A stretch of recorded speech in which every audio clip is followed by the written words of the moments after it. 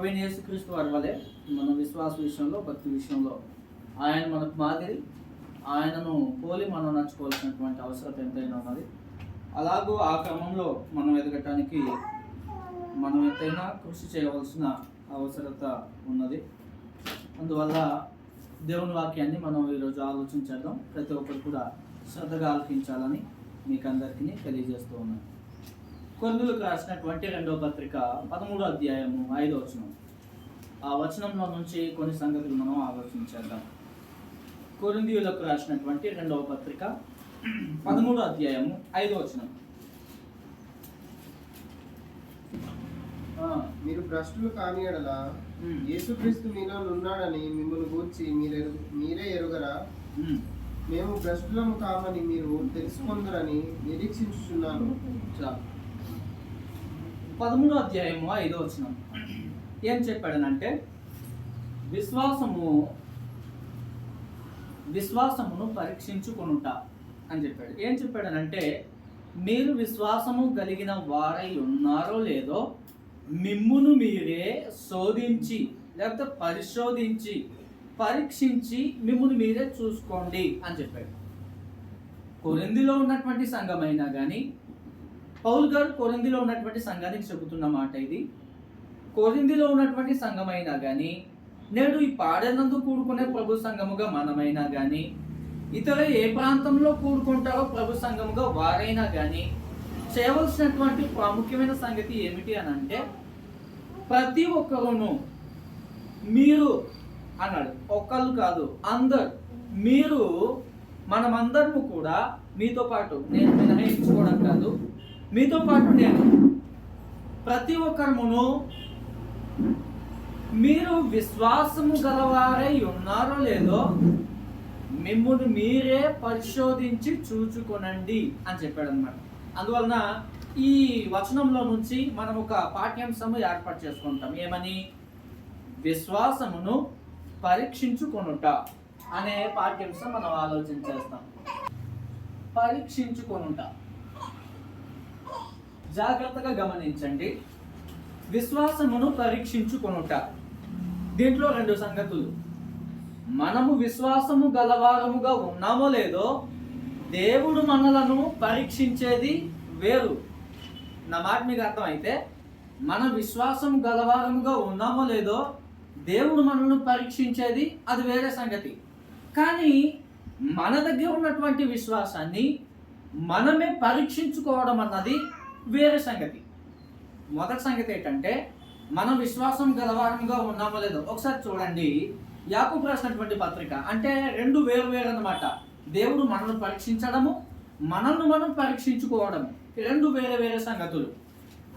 యాకోబు రాసినటువంటి పత్రిక 1వ అధ్యాయంలో వేరే సంగతి మాట్లాడాడు. 2వ వచనంలో, నా సహోదరులారా మీ విశ్వాసమునకు కలుగు పరీక్ష ఓర్పును పుట్టించునని ఎరిగి నానా విధములైన శోధనలో పడినప్పుడు అది మహానందమని ఎంచుకొనుడి అని చెప్పాడు. ఏం చెప్పాడంటే 2వ వచనంలో, మీ విశ్వాసమునకు కలుగు పరీక్ష అంటే విశ్వాసము కలిగినటువంటి వారు పరీక్షించబడతారు. ఉదాహరణకి అబ్రహాము ఉన్నాడు, విశ్వాసము పరీక్షించబడిందా లేదా? పరీక్షించబడింది. శత్రుకు మెషక్ అబేద్నెగోలు ఉన్నారు, విశ్వాసం పరీక్షించబడిందా?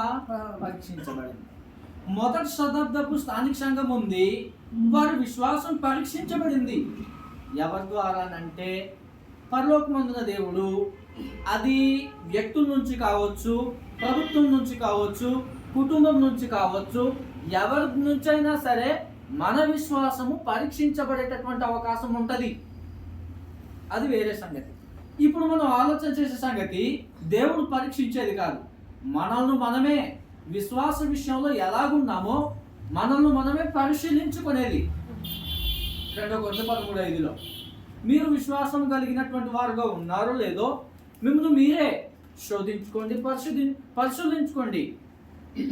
మనల్ని మనమే గుర్తెరగగలిగినట్లయితే ఖచ్చితంగా మార్చుకుంటాం.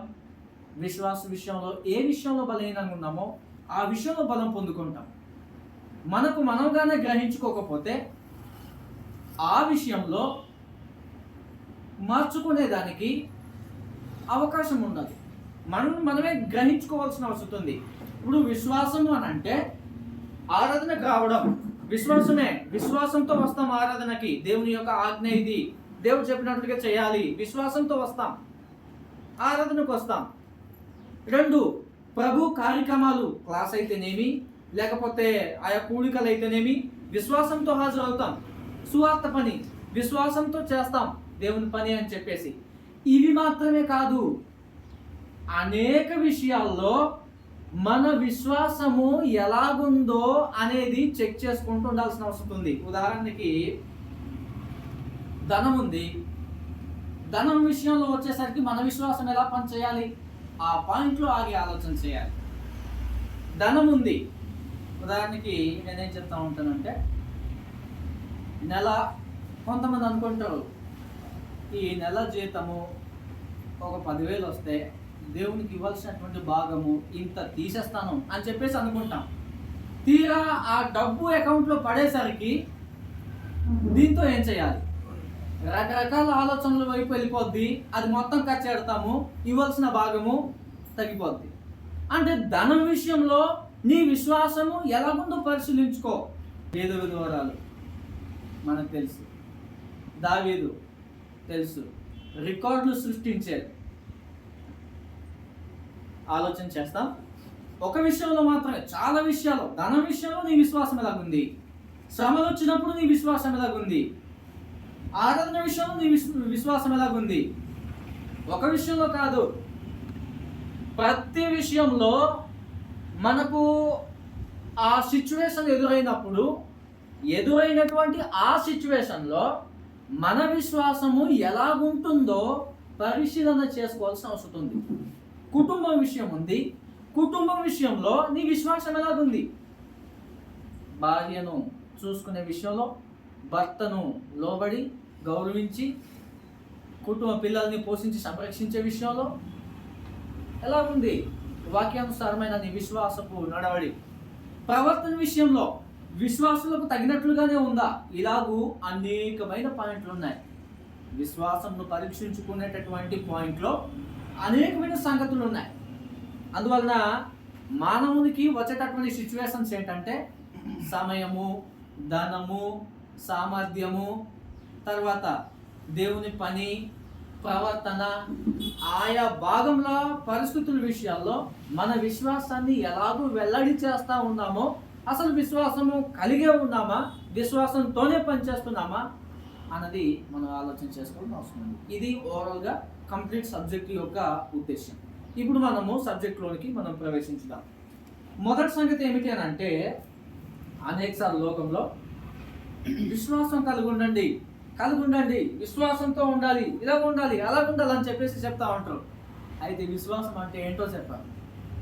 లోకంలో విశ్వాసంతో చేయాలి. విశ్వాసం ఏదైనా మాట ముందు వెనకాల విశ్వాసం ఉండాలి కదా, విశ్వాసం ఉండాలి సార్, విశ్వాసం ఉండాలి అమ్మ. అసలు విశ్వాసం అంటే ఏంటి మనకందరికీ సుమారుగా తెలుసు అని నేను అనుకుంటున్నాను. విశ్వాసము అనగా మొదటి సంగతి అంటే ఉపగ్రహ. విశ్వాసం అనగా అంటే ఏంటి? నమ్మకము. విశ్వాసం అని అంటే అనేక సార్లు ఈ నమ్మకం అనే పదము కొన్ని సందర్భాల్లో మనకు అర్థమవుతూ ఉంటుంది. ఒక ఇంట్లో పెంపుడు జంతువుని పెంచుకుంటున్నాం, కుక్కనో పిల్లునో ఏదో ఒకటి. అది మన ఎడల ఎలాంటి విశ్వాసం కలిగి ఉంటూ ఉంటుందని అంటే, మనం దాన్ని బయట కట్టిపడేసినా కానీ మన కొరకు అది అనేకసార్లు వీడియోస్లో ఒక వ్యక్తి నీళ్ళలో దూకేశాడు, ఈ కుక్క కూడా వెళ్ళి దూకేసింది. తన యజమాని పట్ల ఎంత విశ్వాసమో చితగ్గొట్టి బయట కట్టేస్తాడు. దొంగలు వస్తే ఆ సౌండింగ్ ఇంట్లో వాళ్ళని లేపేయడం ఎంత విశ్వాసమో ఆ సంగతులు మనకు ఎగ్జాంపుల్గా కొన్ని అర్థం అవుతూ ఉంటాయి. నమ్మకం. చితగ్గొట్టి పని నెట్టిన, లేకపోతే చక్కగా చూసుకోకపోయినా, పెట్టిన, మనం వదిలేసిన ఆ ముద్ద తిని బ్రతికేటటువంటి జంతువు, పెంపుడు జంతువు. విశ్వాసం. వాస్తవానికి దీన్ని మరీ తగ్గించి ఎగ్జాంపుల్ పోల్చకూడదు. రైట్, ఆలోచించదు. విశ్వాసం అని అంటే నమ్మకం.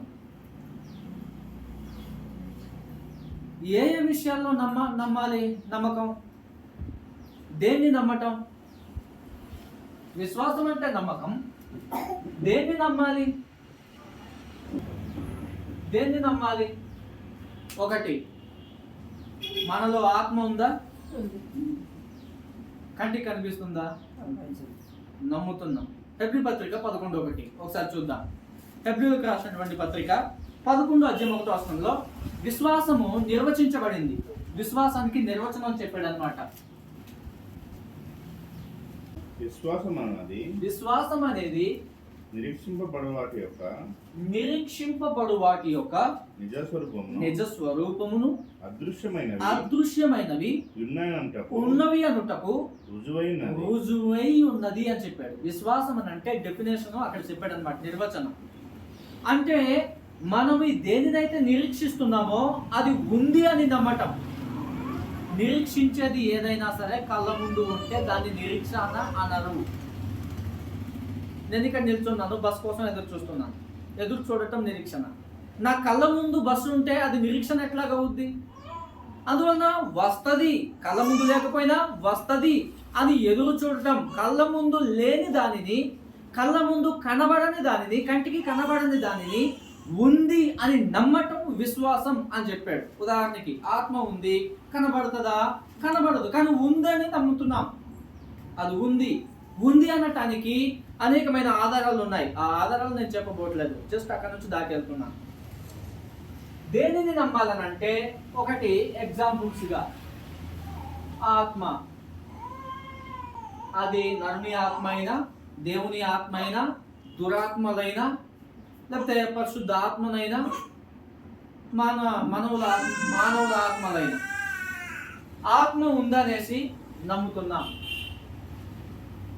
రెండు, దేవుడు కనబడుతున్నాడా? కనబడుతూ నమ్ముతున్నామా? నమ్ముతున్నాం. దేవుడు కనబడట్లేదు కాబట్టి లేడు అందుమా? అలా అనడానికి అవకాశం లేదు. దేవుడు ఉన్నాడు కాబట్టి సృష్టి ఉంది. దేవుడు ఉన్నాడు కాబట్టి మనం ఉన్నాం. దేవుడు ఉన్నాడు కాబట్టి భూమి మీద పంటలు పండించుకొని మనం భుజిస్తున్నాం. అందువలన దేవుడు లేకపోతే సృష్టి లేదు. సైన్స్ చెప్పినట్లుగా ఒక పేలుడు నుంచి వచ్చింది. ఏం పేలింది? ఎవరు పేల్చారు? ఒక ముక్కాట ఆకాశం, ఒక ముక్కాట భూమి, ఒక ముక్క చంద్రుడు. కథలు. అందువలన దేవుడు ఉన్నాడు, కంటికి కనబడకపోయినా నమ్ముతున్నాం. మూడు, పరలోకం ఉందా? కంటికి కనబడట్లేదు కదా, నమ్ముతున్నాం. కంటికి కనబడనిది ఉంది అని నమ్ముతున్నాం. నాలుగు, ప్రభువు రాకడ కనిపిస్తుందా?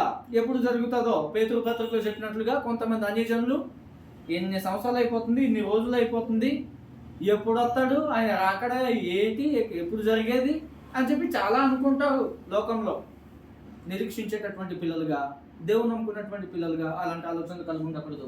ఇలాగ మనం ఆలోచన చేసుకుంటూ వెళ్తే మన కంటికి కనబడనివి అనేకములు మనము గ్రంథంలో నుంచి రాసుకోవచ్చు.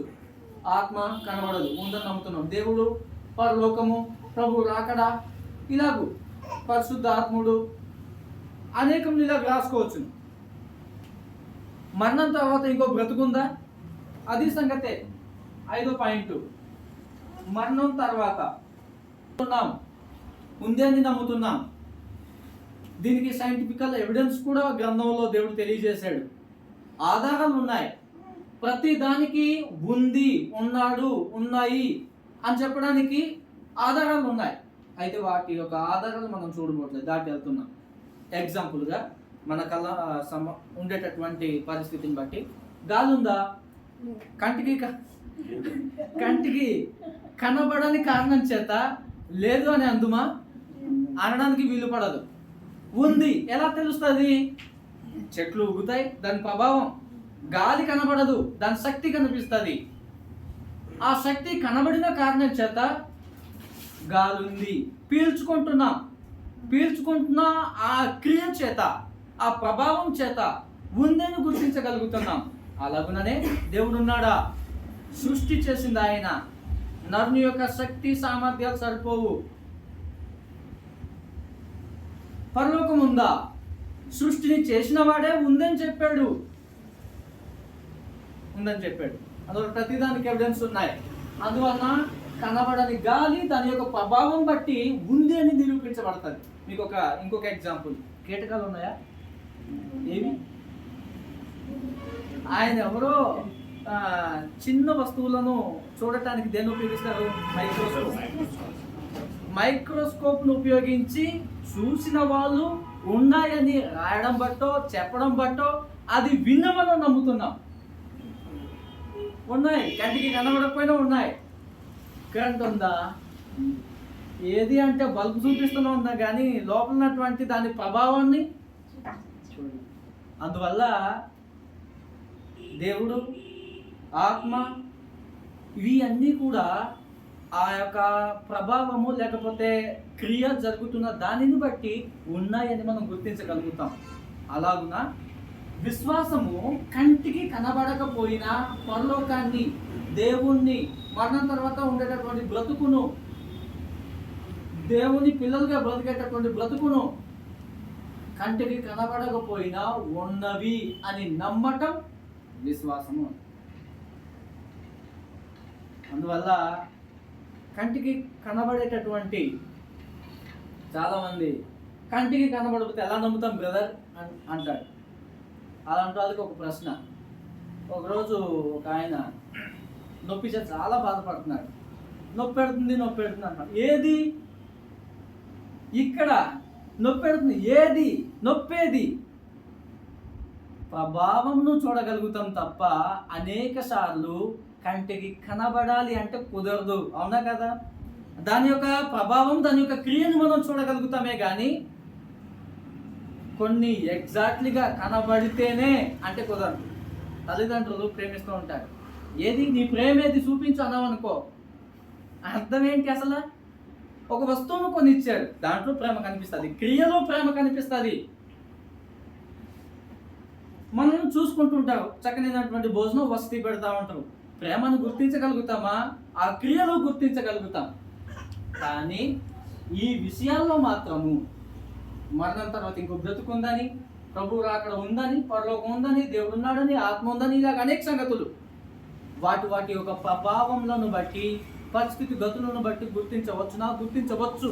కానీ ఆలోచన చేస్తే అర్థం అవుతుంది కదా. రైట్, ఆఫ్ చేస్తాను ఇక్కడ నుంచి. అందువలన విశ్వాసం అని అంటే కనబడని దానిని ఉన్నవి అని నమ్మటం, కనబడని వాటిని ఉన్నవి అనేసి నమ్మటం. నిజంగా వాటికి ఆధారాలు ఉన్నాయి, ఉన్నవి అవి ఎలాంటి పడితే అలాంటివి, కనబడకపోయినా సరే ఉన్నవి అని నమ్మడం కాదు. గ్రంథం తెలియజేసిన, దేవుడు తెలియజేసినటువంటి సందేశం ప్రకారంగా ఉన్నవి అని నమ్మటం. ఈ విశ్వాసం అనేది ఎలా కలుగుద్ది? కలుగును అంటే వినుట ద్వారా అని తెలియజేశారు. మంచిది. రోమపత్రిక 10:17 మనకందరికి తెలుసు కాబట్టి దాన్ని మనం చదవట్లేదు. రోమపత్రిక 10:17 అసలు మనం విననప్పుడు విశ్వాసం అనేది ఎలాగ పుడుతుంది? వినటం అని అంటే ఎవరు పడితే వాళ్ళు ఏదో గొడవల మాటలు కానీ, లేకపోతే సినిమా మాటలు కానీ, ఏదో రకరకాల మాటలు కానీ వినేస్తే విశ్వాసం పుట్టదు. అదే రోమపత్రిక 10:17 ఏం చెప్పాడనంటే వినుట క్రీస్తును కూర్చున్నటువంటి మాటలు అయి ఉండాలా, అప్పుడే విశ్వాసం అనేది కలుగుద్ది. ఎవరి మీద? ఆత్మ సంబంధమైనటువంటి కార్యక్రమాల మీద, దేవుని మీద, పరలోకం మీద, మరణం తర్వాత బ్రతుకు మీద క్రీస్తును కూర్చున్నటువంటి మాటలు వింటేనే కలుగుద్ది. లోక సంబంధమైనటువంటి మాటల మీద, సినిమాల మాటల మీద, పాటల మీద, రకరకాల మాటల మీద వింటే వీటి మీద విశ్వాసం పుట్టదు. క్రీస్తును కూర్చున్నటువంటి మాటలు వినాలి, ఆయన ఉపదేశం వినాలి, అప్పుడు విశ్వాసం అనేది కలుగుతుంది. విశ్వాసము లేకుండా దేవునితో బాండింగ్ లేకపోతే సంబంధం, సత్సంబంధం, బాంధవ్యం ఏర్పడదు. హెబ్రీ 11:6. విశ్వాసం లేకుండా చదువుతాం. విశ్వాసం లేకుండా దేవునికి ఇష్టమైనది అసాధ్యము. దేవుని యొద్దకు వచ్చేవాడు, రెండు విషయాలు గుర్తుపెట్టుకోవాలి. ఆయన ఉన్నాడని, తనను వెతికే వారికి ఫలము దయచేయగలవాడనియు నమ్మవలెను కదా అని చెప్పాడు. రెండు విషయాలు. దేవుని యొద్దకు వచ్చేవాడు రెండు విషయాలు గుర్తుపెట్టుకోవాలి. ఆయన ఉన్నాడని, ఆయనను వెతికితే ఫలం ఇస్తాడు. ఈ భూమి మీద ఫలం అని అంటే డబ్బు, ఆస్తి, సంపదలు కాదు.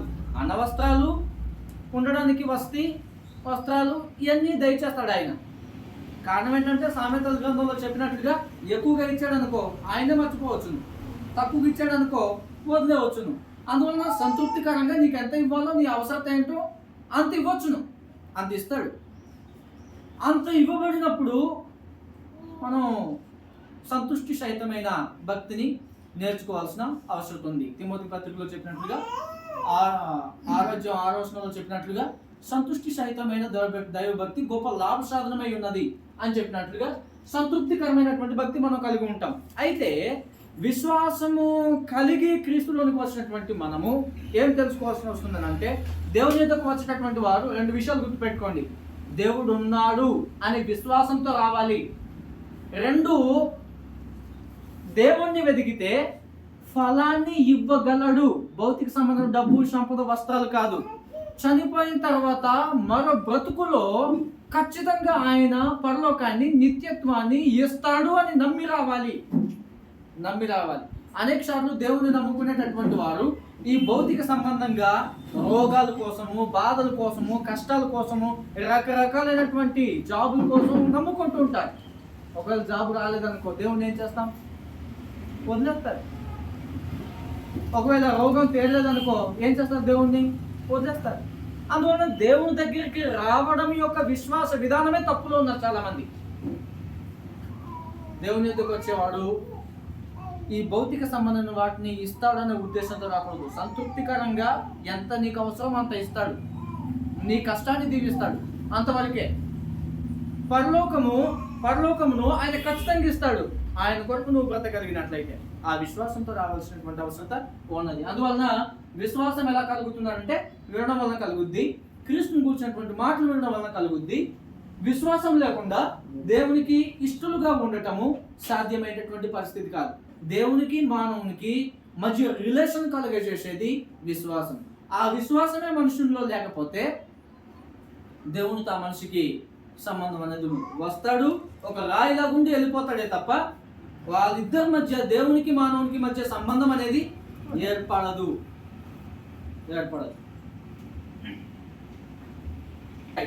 ఇప్పుడు కొన్ని విశ్వాసపు విధానాలు మనం చూద్దాం.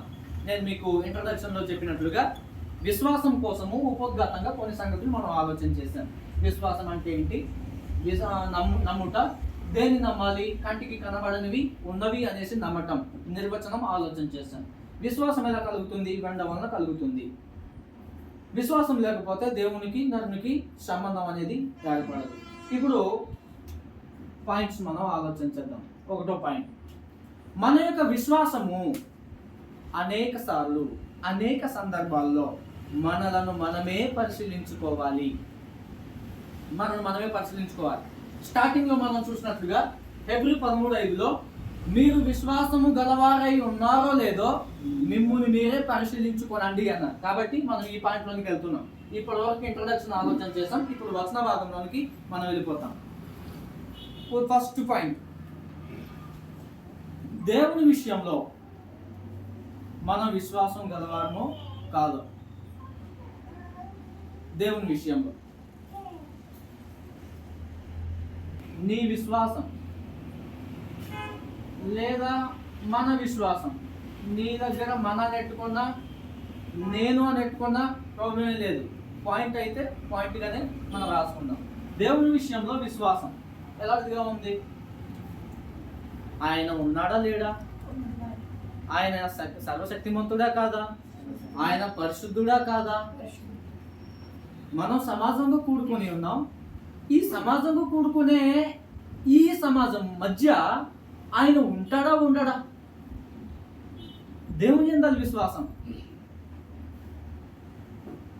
దేవుని యందలి విశ్వాసము ఎలాంటిది ఉండాలనంటే, ఈ భూమి మీద సకల దేవతలు, దేవుళ్ళు అనబడిన వాళ్ళు ఎంతమంది ఉన్నా నా దేవుడే గొప్పవాడు. దావీదు విశ్వాసం ఉంచాడు. దేవాలయాన్ని కట్టడానికి దావీదు వెండి బంగారాలు ఇస్తూ ఏం చెప్పాడనంటే, ఈ భూమి మీద దేవుళ్ళు దేవతలు అనబడేటటువంటి వారు ఎంతమంది ఉన్నా నా దేవుడు గొప్పోడు, ఆయనకు నేను ఇస్తున్నా అన్నాడు. అందువల్ల దేవుని విషయంలో మన విశ్వాసము ఎలాంటిదిగా ఉందో, శ్రమ వచ్చింది పోవట్లేదు, ఏమొచ్చింది? శ్రమ వచ్చింది, పోవట్లేదు. ఉదాహరణకి అది ఏ విధమైన శ్రమ అయినా కానివ్వండి, కామెర్లు కానీ లేకపోతే టీబీ జబ్బు కానీ రకరకాల ఏ శ్రమలైనా కానీ పోవట్లేదు. 2-3 నెలలు అయిపోతుంది, లేదా ఒక సంవత్సరం అవుతుంది, తగ్గట్లేదు. ప్రార్థనలు చేస్తున్నాం, ప్రయాసపడుతున్నాం, ఎన్ని చేస్తున్నాం, తగ్గట్లేదు. ఆలోచనలు ఎటు వెళ్తాయి? ఇతర దేవతల వైపు వెళ్తాయి. అలవా మంత్రాలు చేయించాలని, ఈ దోషం ఉందట, ఆ దోషం ఉందట. అందువల్ల సకల దేవతల కంటే గొప్పవాడని దేవుని విషయంలో నీకు ఎలాంటి విశ్వాసం ఉంది? అందువల్ల మొట్టమొదట మన విశ్వాసము మనము నమ్ముకున్నటువంటి దేవుని విషయంలో ఎలాంటిదిగా ఉన్నదో, ఎలాంటిదిగా లేదో మనము ఆలోచన చేసుకోవాల్సిన అవసరత ఉంటున్నది. రెండో సంగతి, దేవుని విషయంలో మన విశ్వాసం, దేవుని పనిలో విశ్వాసం. అనేక సార్లు దేవుని పని చేసేటప్పుడు గొప్పవాళ్ళుగా కనబడడానికి, లేకపోతే పేరు కోసము, రకరకాలైనటువంటి ఉద్దేశాల కోసము దేవుని పనిని చాలామంది చేస్తూ ఉంటారు. పేరు పొందడం కోసం దేవుని పనిలో, దేవుని పనిని ఎలా చేయాలనంటే గొప్పల కోసమో, గొప్ప పేరు పొందుకోవడం కోసమో కాకుండా విశ్వాసము కలిగి పని చేయాలి, నిరీక్షణ కలిగి పనిచేయాలి, ప్రేమ కలిగి పనిచేయాలి. దేవుని పని విషయంలో అది సువార్త అయిన పని విషయంలో 1 తెస్సలోనిక 1వ అధ్యాయము 2వ వచనం. విశ్వాసంతో కూడిన మీ పనిని ప్రేమతో కూడిన మీ ప్రయాసము మన ప్రభు అయిన యేసుక్రీస్తు నందలి నిరీక్షణతో కూడిన మీ ఓర్పును మేము మన తండ్రి అయిన దేవుని ఎదుట మానక జ్ఞాపకం చేసుకొనొచ్చు అని 3 పదాలు ఉపయోగించే జాగ్రత్త గమనించండి. దేవుని పని విషయంలో ఏం అవసరమో అంటే విశ్వాసం అనేది అవసరం. ఆ విశ్వాసం అనేది లేకపోతే ఆ పనిలో తుడిచేదైనా ఇబ్బందికరంగానే ఉంటాయి, పేర్చేదైనా ఇబ్బంది పడుతూనే పేరుస్తాం. వంట వడ్డించేదైనా, వండేదైనా, ఏ సామాన్లు కూర్చే విషయంలో అయినా విశ్వాసం అనేది లేకపోతే, ప్రేమ అనేది లేకపోతే, నిరీక్షణ అనేది లేకపోతే, నేను ఈ పని చేస్తున్నా, నాకు ఆయన ఖచ్చితంగా లెక్కలో తీసుకుంటాడు, ఈ పని చేస్తున్నా, ఆయన పనిలో అది ఎంత అల్పమైన పని అయినా కానీ ఆయన లెక్కలో తీసుకుంటాడు. ఆ విశ్వాసంతో చేయాల్సిన అవసరం ఉంది. మనుషులకు కనబడేలాగా ప్రదర్శించుకోవటానికి చేయడం కాదు. అది ధర్మం చేసేదైనా మత్తయి సువార్తలో తెలియజేసినట్లుగా ఈ చేతితో ఇచ్చేది ఎడం చేతికి తెలియకూడదు అని చెప్పి, అంటే ఎడం చేతికి తెలియకుండా ఎలాగ ఉంటుంది? తెలుస్తుంది. ఈ చేయికి తెలిసేది చేయికి తెలుస్తుంది, తెలియకుండా ఏం పోదు. అయితే చేతుల కోసం ఉద్దేశం కాదు, అక్కడ వ్యక్తుల చాటింపు కొరకు నేను ఇది చేస్తున్నాం, అది చేస్తున్నాం, ఇంత చేస్తున్నాం, అంత చేస్తున్నాం, గతంలో కూడా తెలియజేశాను. మనం చేసేటటువంటి పని వెనకాల ఉద్దేశ్యము సరి అయినది కాకపోతే దేవుని దగ్గర నుంచి ఫలం రాదు. అందువలన పాడేనందున్నటువంటి ప్రభు సంఘము దేవుని దగ్గర నుంచి ఫలం పొందుకునేదిగా ఉండాలి అని అంటే చేసే పనిని సనుగకుండా, అనుమానంతో కాకుండా, వేరే చెడు ఉద్దేశాలు కాకుండా విశ్వాసముతో నా దేవుని పనిది నేను మోయవలసిన అవసరం ఉంది, నేను మోయాల్సిన అవసరం ఉంది. విశ్వాసం కలిగి పని చేయవలసిన అవసరం ఉంది. అందువల్ల ఆయన పని విషయంలో మన విశ్వాసము, మన నిరీక్షణ, మన ప్రేమ, ఈ మూడు కనబడాలి. అది చెత్త అయినా దేవుని సమాజం కూడుకునేటటువంటి సరౌండింగ్ కానీ లేకపోతే ప్లేస్ అయినా కానీ చక్కగా చూసుకునేటటువంటి విషయంలో విశ్వాసం, ప్రేమతో పనిచేయాలి. అందువలన దేవుని పని విషయంలో విశ్వాసం. మూడు ధనం విషయంలో విశ్వాసం. ధనం ఇందాక మీకు తెలియజేసినట్లుగా మన చేతిలో డబ్బులు లేనప్పుడు ఉంటే ఇది చేసేస్తును, అది చేసేద్దును, ఇలా చేసేద్దును, అలా చేసేద్దును అనుకుంటాం. వచ్చిన తర్వాత తీరా ఏమైనా అనుభవ జ్ఞానాలు ఉన్నాయా? నేను గతంలో క్రీస్తు సంఘం వచ్చినప్పుడు కాదు, గతంలో నుంచి కూడా ఎంతో కొంత భక్తి విషయంలో ఆలోచన గలవాడిని. ఎనర్జీస్ డబ్బులు చాలా రోజుల నుంచి పనిచేసినవి ఒకేసారి పడబోతున్నాయి. ఖచ్చితంగా 10,000 పడితే నేను 1,000 రూపాయలు తీసేద్దాం అని చెప్పేసి మనసులో అనుకుంటూ ప్రార్థన చేసుకుంటూ ఉన్నా. 10,000 కాదు, 13,000 పడ్డాయి. ఎంత తీయాలి? పడ్డాయి. ఆలోచనలో రకరకాలు వచ్చాయి. గాల్లో కలిసిపోయి డబ్బులు, దేవునికి ఇవ్వాల్సిన డబ్బులు ఇవ్వలే. అప్పుడు తర్వాత ఏమన్నానంటే, ఇద్దాం అనుకున్నానే అయ్యా, క్షమించిన ఆయన, ఏదో అనుకున్నాను. అందువల్ల ధన విషయంలో నీ విశ్వాసం ఎట్లాగుంది? 1. 2, సేవకునికి వాస్తవానికి గలతీ పత్రిక 6వ అధ్యాయం ప్రకారంగా ఉపదేశం పొందేవారు ఉపదేశించిన వానికి మంచి పదార్థములన్నిటిలో, ఒకవేళ పదార్థములు ఉంటే పదార్థములు, ధనం ఉంటే ధనంలో, పనిలో పాలిభాగం పొందుకోవడానికి ఇవ్వాల్సిన అవసరం ఉంది. అనేక సార్లు సేవకునికి ఇచ్చుట విషయంలో, లేకపోతే వేరే ఇతర సువార్థకులకి ఇచ్చే విషయంలో, స్థానిక సువార్థకులైనా ఇతర సువార్థకులకైనా ఇచ్చే విషయంలో విశ్వాసం అనేది కనబడాల్సిన అవసరం ఉంది. ఏమిటి ఆ విశ్వాసం అంటే, ఆయన చేసే పనిలో నాకు కూడా పాలిభాగం కావాలి. మాసిదోనియా వారు ఏం చేశారంటే, నిరుపేదలైనా కానీ 2 కొరింథీ 8వ పత్రికలో 8వ అధ్యాయంలో నిరుపేదలైనా కానీ, నిరుపేదలు అంటే ఒక పూట ఉంటే ఇంకో పూట ఉండదు, అలాంటి వాళ్ళ యొక్క దాతృత్వము విస్తరించిపోయిందంట. అలాంటి వాళ్ళు సువార్త పనిలో పక్కా స్థానిక సంఘంలో సమస్య ఉంది, కొద్దిగా వరద బాధితులుగా ఇబ్బంది పడుతున్నటువంటి వారు ఉన్నారు, వాళ్ళకి సహాయం చేయాలి. ఆర్థికంగా చేసే విషయంలో సామర్థ్యం కంటే మించి సహాయం చేశారు. వాళ్ళకి అంత ఇచ్చేయాలా? అంత అవసరమా? ఇంతైతే సరిపోతాయేమో, అంతైతే మరీ ఎక్కువ అయిపోతున్నాయి, మరీ ఎక్కువ బాగుపడిపోతారు, అంత ఇవ్వడం అవసరమా? ఇవే మాటలనంటే విశ్వాసం లేని మాటలయ్యి. విశ్వాసం కలిగినటువంటి వాడు ఏం ఆలోచన చేస్తాడనంటే, అక్కరు అవసరత ఆలోచన చేసి సహాయం చేస్తాడు. ధనం విషయంలో విశ్వాసం, దేవునికి ఇచ్చుటలో విశ్వాసం. అనేక సార్లు ధనము ఇచ్చే విషయంలో దేవుని యొక్క సముఖంలో దొంగలుగా ఉంటున్నామేమో ఆలోచన చేయాలి.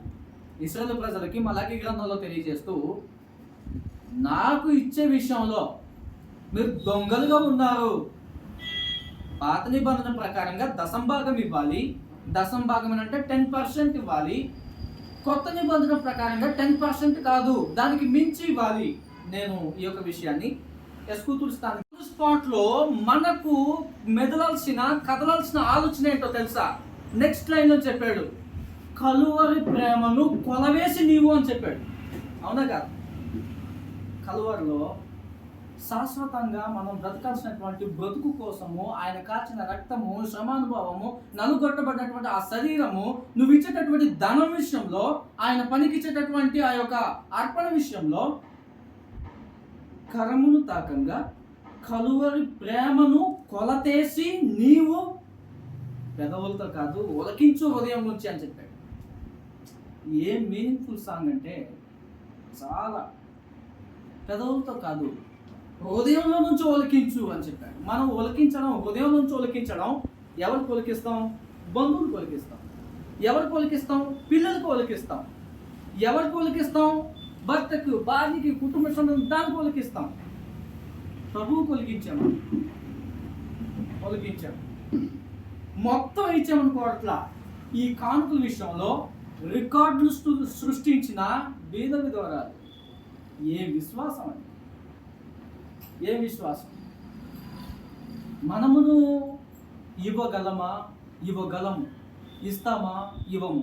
ఒక యవనస్తుడైనటువంటి ధనవంతుడు మత్తయి సువార్త 19:16 నుంచి నీ ఆస్తంతయు బీదలకు ఇచ్చామని అంటే వ్యసన పడితే వెళ్ళిపోయాడంట. జకాయికి ఇమ్మంటే ఏం విశ్వాసం! ప్రతిదీ కూడా వసంత తీయట్లేదు. కారణం ఏంటంటే మిగిలిన సబ్జెక్ట్ ఉండిపోద్ది, కొన్ని మీకు అవగాహనలోనే ఉన్నాయి కాబట్టి. అందువల్ల ధన విషయంలో అనేక సార్లు ధనాన్ని ముష్టోళ్ళకి వేసినట్లుగా బీద విధవరాలు కానుకని చెప్పేసి 100 రూపాయలు ఉన్నా కానీ 2 రూపాయలతో మొదలెడతా ఉంటాడు. అడుక్కునే వాళ్ళకి ఇస్తూ ఉంటాం మనం. దేవుని సముఖం వాళ్ళకి ఇవ్వటము బాధాకరమైన సంగతి. ఒకవేళ నీ దగ్గర లేకపోతే అది వేరే సంగతి. ఉండి కూడా ఆయనకి ఇవ్వాల్సినటువంటి భాగం ఇవ్వకపోతే ధనం విషయంలో ఏం విశ్వాసం కలుగుతాం? ఇచ్చుట విషయంలో ఏం విశ్వాసం కలుగుతాం? ఆలోచన చేసుకోవాల్సిన. అందువల్ల ధన విషయంలో మన యొక్క విశ్వాసము ఎట్లాగుందో మనం ఒకసారి ఆలోచన చేయాల్సిన అవసరం ఉంది. ఈ పాయింట్ని మనము 2 కొరింథీ పత్రికలో మీరు చదువుకోవచ్చు. 2 కొరింథీ 9:5 నుంచి చదువుకోవచ్చు. హృదయపూర్వకంగా, హృదయంలో నిశ్చయించుకున్న ప్రకారంగా, బలవంతం కాక, విసుగుతో కాకుండా నువ్వు ఇవ్వటం వలన సూత్రాలు గమనించండి. లెక్కలు చేయడానికి సూత్రాలు ఉంటాయి.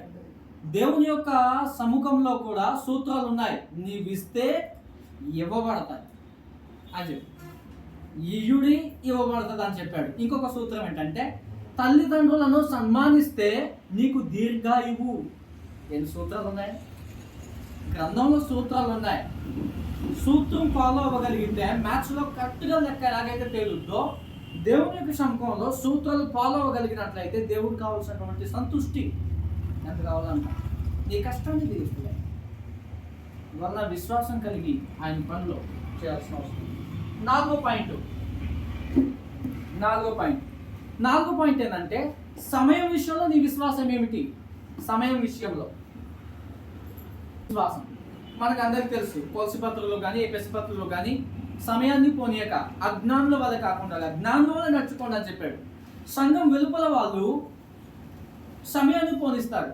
నువ్వు సంఘం వెలుపల వాడివైతే సమయాన్ని పోనిస్తావు. సంఘంలో ఉన్నవాడివైతే సద్వినియోగం చేసుకోవడానికి ప్రయత్నం చేయాల్సిన వస్తుంది. 1. 2, దేవునికి ఇవ్వాల్సినటువంటి సమయాన్ని దేవునికి సక్రమంగా ఇవ్వాలి. అది కూడికైనా, ఆరాధన కార్యక్రమమైనా, ఏదైనా కానీ దేవునికి ఇవ్వాల్సినటువంటి 1-2 గంటలు సక్రమముగా దేవునికి కరెక్ట్గా పర్ఫెక్ట్గా ఇవ్వకపోవడము సమయం విషయంలో ఎలాగ మనం విశ్వాసం కలిగి ఉంటాం. అందువల్ల దేవునికి ఇచ్చే సమయం విషయంలో ఫోన్లు పక్కనెట్టేయాలి, సొంత కార్యక్రమాలు పక్కనెట్టేయాలి. ఆ రోజు సెలవు కనుక ఎవరిని కలిసే ప్రోగ్రాం కూడా దేవుని యొక్క సముఖంలో దేవుని మీద దృష్టి పెట్టి ఆయనకు సంపూర్ణంగా మనస్ఫూర్తిగా సందేశం వైపు, ఆత్మ సంబంధమైన బ్రతుకు వైపు సంపూర్ణంగా నిమగ్నం అవ్వాలి. కానీ రకరకాలుగా మారుతా నువ్వు అనేకమైన పనులు పెట్టుకొని తొందరపడుతున్నావు అన్నట్లుగా లూకాసు 10వ అనేకమైన పనులు పెట్టుకొని ఆయనకు ఇచ్చే సమయాన్ని కూడా ప్రతిరోజు ఇస్తామనంటే ఇవ్వలేము. ఒకరోజు 24 గంటలు, ఆ 24 గంటలు 1 గంట ఇవ్వగలుగుతుంటామా? ఇవ్వలేము. కనీసం వారంలో ఒకరోజు 3 గంటలు పర్ఫెక్ట్గా ఇవ్వగలుగుతుంటామనంటే ఇవ్వలేము. అందువల్ల సమయం విషయంలో నీ విశ్వాసము, ఆలోచనలు ఎట్లాగున్నాయి? ఎలా సంపూర్ణంగా ఇవ్వగలుగుతున్నావా? అది మీరు విశ్వాసం గలవారై ఉన్నారో లేదో ఆయా పరిస్థితుల్లో మీకు మీరే ఆలోచన చేసుకోండి అని చెప్పాడు. ప్రసంగి 5:1 నుంచి ఏం చెప్పాడనంటే దేవుని యొక్క సముఖంలో దేవునికి ఇవ్వాల్సినటువంటి సమయాన్ని క్రమశిక్షణతో సంపూర్ణంగా జాగ్రత్తగా ఆయనకి ఇవ్వాల్సింది ఇచ్చేయాలి. బుద్ధిహీనుల్లాగా బలి అర్పించటము శ్రేష్టం కాదు. సంఘం వెలుపల వాళ్ళలాగా మత శాఖల వాళ్ళలాగా ఎలాగ పడితే అలాగూ ఆడదానిలో ఫోన్ వస్తే అలాగే, లేదా ఏమైనా రకరకాలు చూసుకోవడం. సంపూర్ణంగా ముస్లిమ్స్ ఏం చేస్తారనంటే, నేను గమనించిన సంగతి, స్త్రీలలో వస్త్రధారణ ఎప్పటికీ మూసుకుంటారు. చాలామంది ఎక్కువగా, ఎవరు తక్కువ మంది వేసుకోరేమో నాకు తెలియదు, మూసుకుంటారు. మన గ్రంథానికి కొద్దిగా డిఫరెంట్గా ఉంటుంది, చాలా డిఫరెంట్గా ఉంటుంది. ముసుగేసుకుంటారు ఎప్పటికీ. ఒక వీడియోలో చూశాను, పోని వెనకాల జల్లేసి వర్షిప్ కార్యక్రమాన్ని ముందు నడిపించుకుంటూ ఉంటారు. ఇలాగూ చాలా క్రమశిక్షణలు ఉన్నాయి.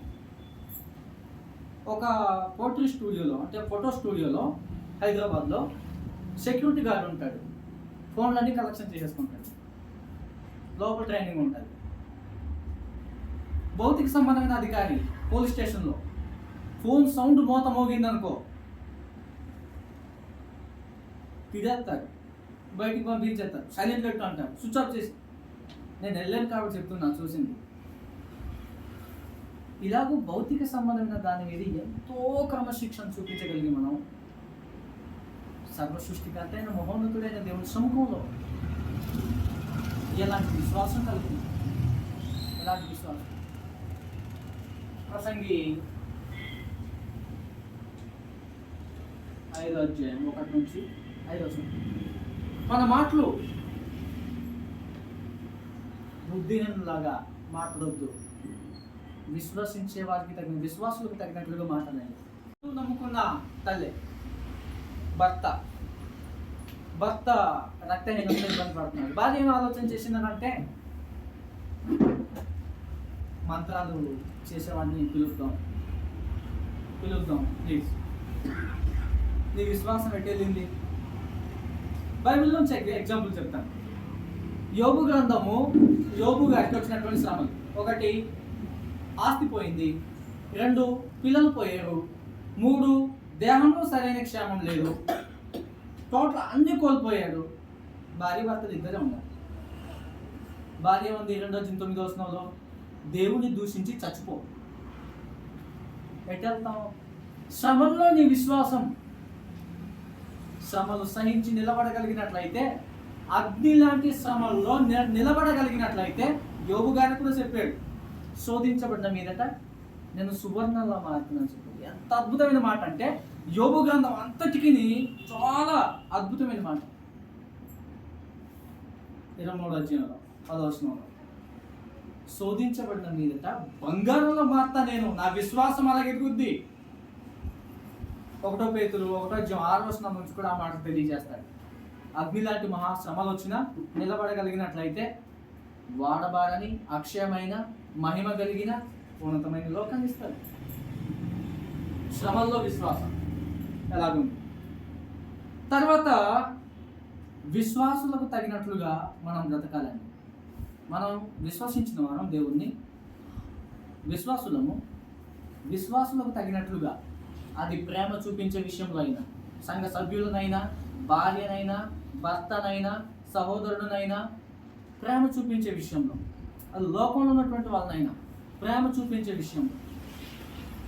చూపించే విషయంలో మన మాటల్లో, ప్రవర్తనలో 1 తిమోతి 4:11 చెప్పాడు కదా యవనస్తుడైనటువంటి తిమోతికి. అందువలన విశ్వాసులకు తగిన ప్రవర్తన.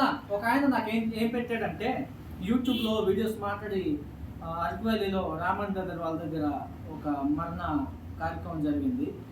రామన్నయ్య వాళ్ళ డాడీ గారు అనుకుంటాను, అమ్మగారు చనిపోయారు. అప్పుడు సందేశం మాట్లాడడానికి పిలిచారు అనమాట. పిలిస్తే అక్కడ వాక్యం మాట్లాడాను. ఒక షార్ట్ మెసేజ్ యూట్యూబ్లో అప్లోడ్ చేశారు సోదరు.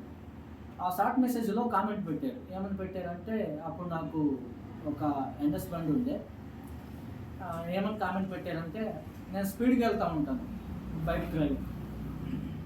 కారణం ఏంటంటే ముందుండాలి, సమయం అయిపోతుంది, ముందు ఉండాలి. కొన్ని సందర్భాల్లో ముందుండి కనీసం ఏదో ఒక ముక్కకైనా అందాలి స్టార్టింగ్లో. అది నా కాన్సెప్ట్ అన్నమాట. ఆయన కామెంట్ పెట్టిన వాడు బహుశా నా డ్రైవింగ్ చూసి ఉండొచ్చును, చూసే ఉంటాడు. ఏమని పెట్టాడంటే, బ్రదర్ మీరు వాక్యం చాలా బాగా చెప్తారు, కానీ మీ డ్రైవింగ్ విశ్వాసంలోకి తగినట్లుగా లేదన్నారు. అప్పుడు నేనే స్పందించినట్టే, కాబట్టి యూట్యూబ్లో చూసుకోవచ్చు. నిజమే బ్రదర్, కొన్ని అత్యవసర కారణాలను బట్టి ముందుగా ఉండాలని చెప్పేసి వెళ్ళవలసి వస్తుంది, వేరే ఉద్దేశాలు అయితే కాదు. అయినను సరే మార్చుకోవడానికి నేను ప్రయత్నం చేస్తాను అని చెప్పేసి పెట్టాను. అందువలన ప్రతిదీ విశ్వాసులకు తగినట్లుగా, నీ మాట కావచ్చు, ప్రవర్తన కావచ్చు, ఏదైనా విశ్వాసులకు తగినట్లుగా. సత్క్రియలు చేయడంలో కూడా విశ్వాసులకు తగినట్లుగా మేలులు చేయాలి. చివరిగా వచనాన్ని మనం చూద్దాం. 6వ పాయింట్ ఏంటంటే, విశ్వాసులకు తగినట్లుగా ప్రవర్తించాలి. సత్క్రియలు అంటే మంచి పనులు చేయడంలో విశ్వాసం కలిగి చేయాల్సి వస్తుంది. తీతుకు రాసినటువంటి పత్రిక 3:8 చూడండి ఒకసారి. తీతుకు 3:8 దేవుని యందు విశ్వాసం ఉంచినటువంటి వారు సత్క్రియల యందు ఆసక్తి కలిగి చేయాలని చెప్పారు. ఒకసారి తీతుకు 3:8, ఈ మాట నమ్మదగినది గనుక దేవుని యందు విశ్వాసం ఉంచిన వారు సత్క్రియలను శ్రద్ధగా చేయటి యందు మనసుంచున్నట్లు నీవు ఈ సంగతులను గురించి దృఢంగా చెప్పుచుండవలని కోరుచున్నాను. ఇవి మంచివి, మనుషులకు ప్రయోజనకరమే ఉన్నవి కానీ అని చెప్పేసి. అందువల్ల అనేక సంగతులు ఉన్నాయి. విశ్వాసమును పరీక్షించుకోవాలి. ఒక సందర్భంలో కాదు, అనేక సందర్భాల్లో. నిజం కాదు, ఒకసారి ఆలోచన చేయండి. దేవుని విషయంలో మనం ఎలాంటి విశ్వాసం కలిగి ఉన్నాం? నేనైనా ప్రతి ఒక్కరు, నేను మన కోసం మనకు తెలుసు, పక్క వాళ్ళ కోసం మనకు తెలియదు. అందువల్ల నేను 1 కొరింథీయులు 3:13 చెప్పినట్లుగా మీరు విశ్వాసం కలిగినటువంటి వారిగా ఉన్నారో లేదో చూసుకోండి అని చెప్పాడు.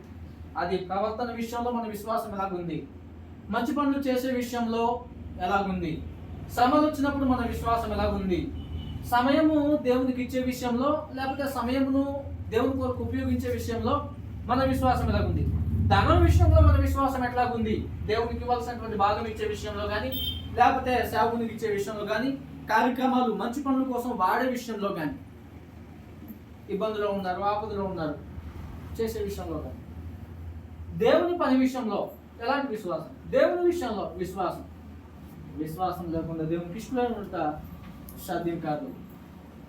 విశ్వాసానికి ఏముంటాయంటే క్రియలు ఉంటాయని చెప్పాడు. యాకోబు పత్రిక 2:14 నుంచి విశ్వాసానికి క్రియలు ఉండాలా, క్రియలు లేకపోతే ఆ విశ్వాసము చచ్చినదే. నాకు ప్రాణం ఉంది, పెట్టకుండా గుండె తనంతటా అదే కొట్టుకుంటా ఉంటాయి. విశ్వాసం కలిగినటువంటి వానికి క్రియలు ఆటోమేటిక్గా విశ్వాసం కలిగి సమయ సందర్భాలను గమనించి విశ్వాసంతో పనిచేసుకుంటూ వెళ్తాడు. అంతే, ఏ అనుమానాలు లేకపోతే నాకంటే ఎక్కువగా ఇదైపోతాడు అదైపోతాడు. విశ్వాసంతో పనిచేసుకుంటారా మనం తెలుసుకోవాల్సిన వస్తుంది. ఏమైనా సరే ఆయన మీద భారం పెట్టి నేను ఆయన పనికి ఇచ్చా అంతే, ఆయన లెక్కలో తీసుకుంటాడు. అందువల్ల సంగతులు మనం ఆలోచన చేసి అనుమానాస్పూర్తంగా దేవుని పనిని మనం చేయలేము, విశ్వాసంతో చేయాలి. ఒకవేళ అవతల మనం ఇచ్చిన తర్వాత ఆ ధనాన్ని సరిగ్గా వినియోగించలేదనుకో, పొందుకున్న మనుషుడు ఆ మనిషి లెక్క అప్పుడు చెప్పుకోవాలి. మనం విశ్వాసంతో ఇచ్చాం దేవుని పనికి అని చెప్పి. అందువల్ల విశ్వాసానికి క్రియలు ఉంటాయి. విశ్వాసం అంటే ఏంటి? నమ్మటం. ఏ విషయాలు నమ్ముతాం? కంటికి కనబడినవి ఉన్నవి అని నమ్మటం. విశ్వాసం ఎలా కలుగుతుంది? వినడం వల్ల, లోక సంబంధ మాటలు కాదు. విశ్వాసం లేకుండా దేవునికి ఇష్టమే ఉందాం. ఆయా సందర్భాల్లో మన విశ్వాసాన్ని పరిశీలించుకొని బలంగా మనం ఎదగటానికి ప్రయాసపడాలని శ్రద్ధగా ఓపికతో విన్న మీరు ప్రతి ఒక్కరికి యేసు క్రీస్తు నామమున మీ అందరికీ వందనాలు.